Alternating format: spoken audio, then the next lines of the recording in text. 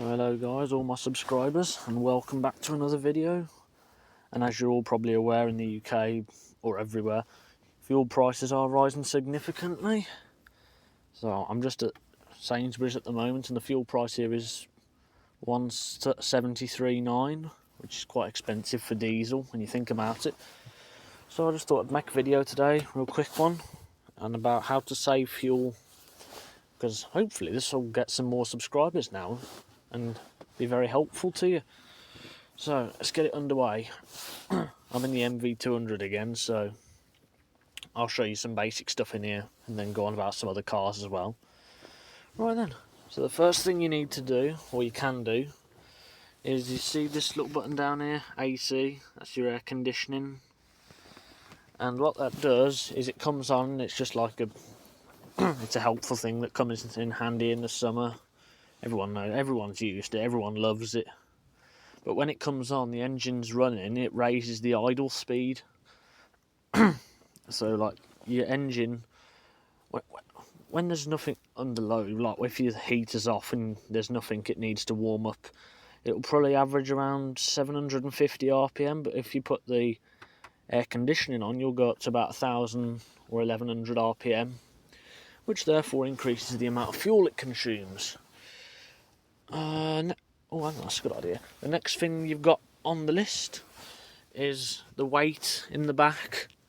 As you can see, the MV200 weighs 2 tons, so that's obviously going to get a bit more fuel. But if you've got a 7-seater like this particular one, then you are going to drink a little bit more fuel, plus any items you've left in the back can increase fuel consumption because the engine's under more load. What else have we got? I suppose in some cases, having the traction control turned off, that button down there, or it can also have the car symbol skidding. If you have it turned off, it doesn't assist when your wheels are slipping, it doesn't brake them for you, you're just constantly slipping. And then your engine speed's going higher and higher, drinking more and more fuel. So I suppose having the traction control on can save it a little bit if it's slippery conditions like rain or snow or whatever. Weather's very unpredictable nowadays, so I suppose it can help. It's just an idea. Right, another way is the accelerator pedal. Now, we know quite a few people that have all got the heavy right foot and that, and power. Yes, I've got over 100 horsepower. I paid for the 100 horsepower, I'm going to use the 100 horsepower.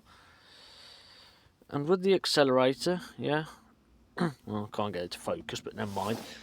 Yeah, yes, it's still good to accelerate heavily now and then, like if you're coming out of a junction or whether you need to get up a hill.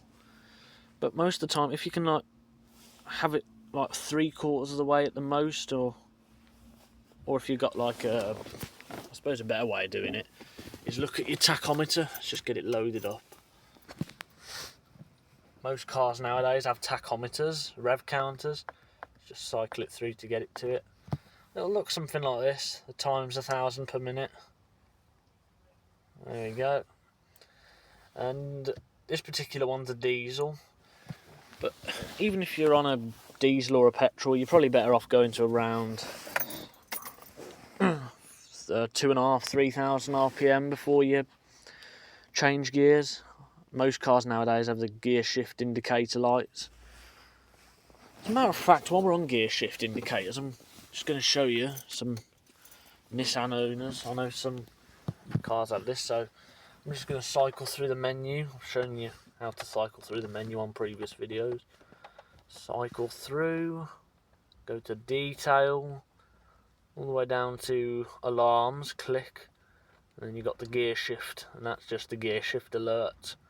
It tells you when to change up or go down a gear to be economical. It's always handy, and keep it on this because, you know, it's diesel, we need to save the fuel. But yeah, that's always good. What else can we have? Yeah, as I said on the previous video, and hopefully some of you watched it. Hopefully you've watched it, yeah. But yeah, on the previous video I mentioned DPFs and how they have the 5th injector vaporizer and how they try and clean out the DPF. and I said run it for at least a little while at the high engine speeds. But if you're in a situation like this at the moment where fuel prices have gone through the roof again, you still have to run your DPF so it gets hot, because otherwise you're going to drink even more fuel while it's trying to clear itself. So if it starts getting clogged or something, or activates a regen where it sticks at about 1000 RPM when idling and the engine's warm, you'd still take it on the motorway for a run. But in cases like this, if you've got a five-speed gearbox, this particular one's a 5-speed. Camera won't focus, but I assure you it's a 5-speed, I'll tell you. But yeah, what you can do is, I've said like on 5-speed gearbox, run it in 4th, or slam it from 5th to 4th to get the good power to clear it out. In these cases, it's probably better off to run it in 5th most of the time, but just do it for longer, because I mean, obviously the engine's not going to have as many bursts of high engine speed or fuel to clear itself out. So in the lower gears you'll probably be going for 20 odd minutes, but when you're in the higher gear in the fuel crisis like now, you're probably going for about half an hour, 40 minutes. Yes, it will still clear the DPF. Got a spot of snow there. Yes, it will still go for, you'll still have to clean it out, but you're 30-40 minutes, but you're at lower engine speed, and it still gives the DPF time to warm up, which is hopefully then saving a bit of fuel.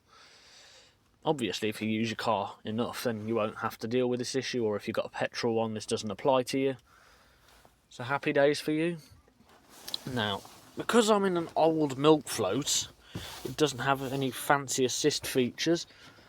Most cars nowadays have got eco ones if you have an automatic transmission, or comfort settings, or any eco button like on Renaults. If you press the eco one, it halves the amount of power going to everything like fuel injectors, the amount, if you've got turbocharged engine, it reduces the amount of times the turbo spins.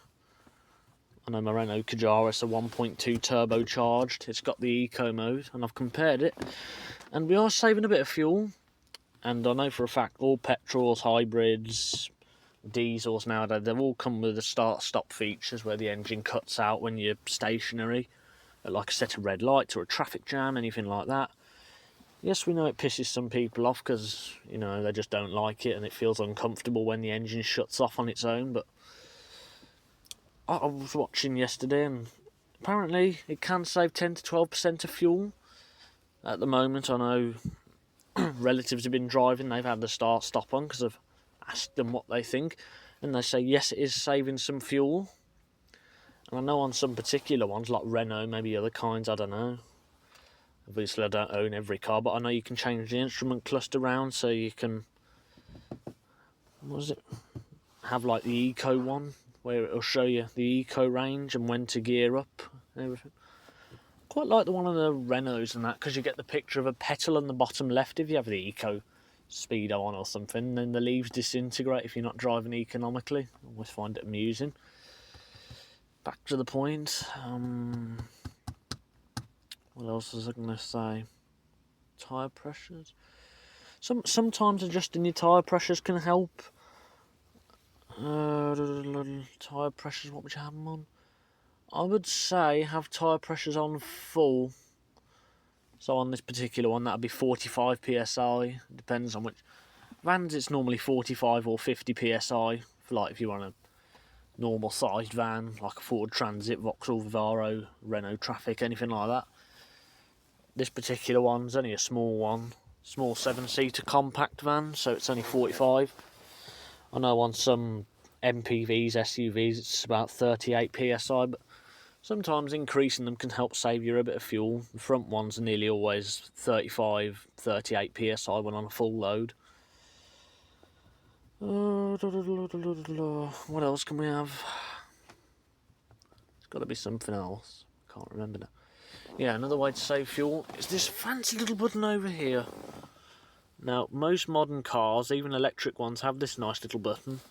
This cruise control and the speed limiter, and then all the other buttons that control it, obviously. What that does is, without many people realising, if you're driving on the motorway or at a high speed, or constant speed or something, Your engine RPMs are actually fluctuating a lot more than you realise. The rev counter doesn't count it, but that's because it's too small to count on it. But trust me, they are moving a lot more, which is adjusting the amount of diesel or fuel that you're putting in per stroke. If you have the cruise control on, it limits it so it's exactly the same RPM at the constant speed, so you have like 1 or 2 difference maybe or something in revs per minute, which is very economical. Obviously on the speed limiter, if you floor it and it sets this certain speed that you can't go above, if you keep it floored it should just stop it from fluctuating, I'd imagine. Yeah.